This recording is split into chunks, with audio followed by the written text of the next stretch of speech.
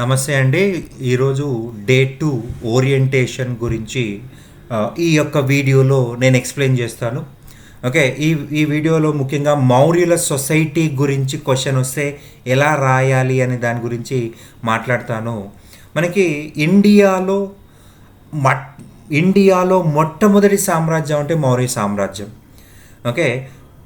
ఇండియాని పూర్తి భారతదేశాన్ని పరిపాలించిన పరిపాలించిన సామ్రాజ్యాలు అసలేనే లేవు. క్యా కాశ్మీర్ నుంచి కావేరీ వరకు, బెంగాల్ నుంచి ఆఫ్ఘనిస్తాన్ వరకు సువిశాలంగా మౌర్యులు పరిపాలించారు. కానీ తమిళనాడు, కేరళ ప్రాంతాలు స్వతంత్రంగా ఉన్నాయి. అయితే మనకి మౌర్యుల గురించి చదివితే ఆ కాలంలోని సామాజిక పరిస్థితుల గురించి మనము తెలుసుకునే అవకాశం ఉంటుంది. సామాజిక పరిస్థితుల గురించి తెలుసుకునే అవకాశం ఉంటుంది. మనకి ప్రధానంగా చూసినట్లయితే మౌర్యుల సమాజం చాలా డిఫరెంట్గా ఉంటుంది. మనకి లేటర్ వేదిక్ కండిషన్స్ని కొద్దిగా మోల్డ్ అయిపోయింది. అయితే బౌద్ధ జైన మతాలు చాలా స్ట్రాంగ్గా ఉండడం వల్ల మతం అనేది అంత బలపడి లేదు. సమాజం అనేది అంత బలపడలేదు. కుల వ్యవస్థ బలపడలేదు. మనకి సమాజం చూసినట్లయితే ధర్మశాస్త్రాల ప్రకారం 4 కులాలు ఉన్నాయి. దాన్నే మనం ఏమంటాం, చతుర్వర్ణ వ్యవస్థ అంటాం. ఓకే, చతుర్వర్ణ వ్యవస్థ. ఓకే, వర్ణ సిస్టమ్ గురించి చెప్పాలి. వర్ణ వ్యవస్థ గురించి మనం ఇందులో డిస్కస్ చేయాలి. అలాగే క్యాస్ట్ సిస్టమ్ గురించి డిస్కస్ చేయాల్సి ఉంటుంది. మనకి 4 వర్ణాలు ఉన్నాయండి. బ్రాహ్మణ వర్ణ, క్షత్రియ వర్ణ, వైశ్య వర్ణ. అదే తర్వాత కాలం కులంగా మారిందనమాట. ఓకే, మనకి ధర్మశాస్త్రాల ప్రకారం 4 ధర్మశాస్త్రాలు బ్రాహ్మణ, క్షత్రియ, వైశ్య ముగ్గురినే వాళ్ళు ఏమంటున్నారంటే ఆర్యులు అంటున్నారు. శూద్రులు ఆర్యులు కాదంటున్నారు. కానీ అర్థశాస్త్రం ఏమో శూద్రుల్ని కూడా ఆర్యులే అంటుంది.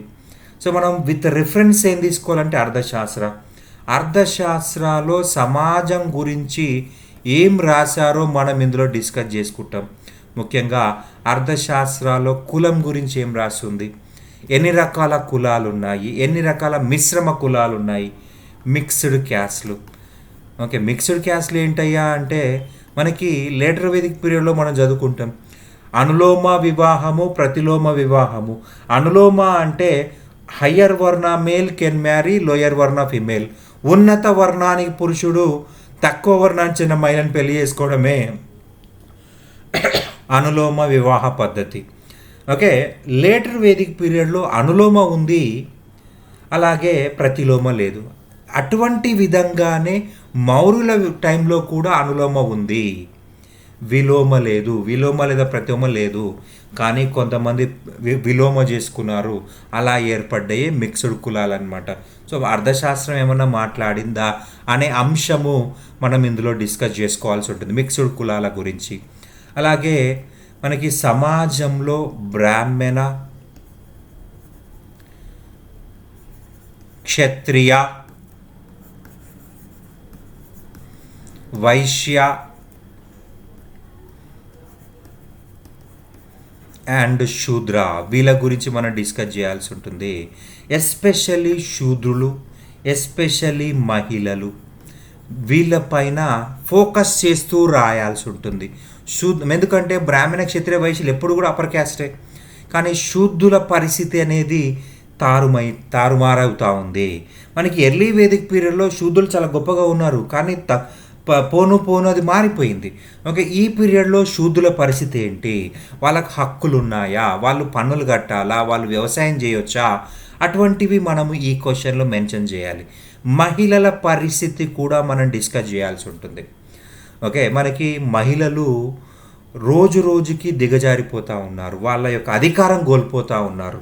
ఆ మహిళల యొక్క అధికారాన్ని డెవలప్ చేయాలంటే మహిళల యొక్క పొజిషన్ ఇందులో డిస్కస్ చేయాలి. అంటే మహిళలకి ఆస్తి హక్కు ఉందా, ప్రాపర్టీ రైట్ ఉందా, మహిళలకి ఓకే స్వేచ్ఛ, ఫ్రీడమ్ ఉందా, మహిళలకి సతీ సిస్టమ్ ఉందా, మహిళలకి చైల్డ్ మ్యారేజెస్ ఉందా.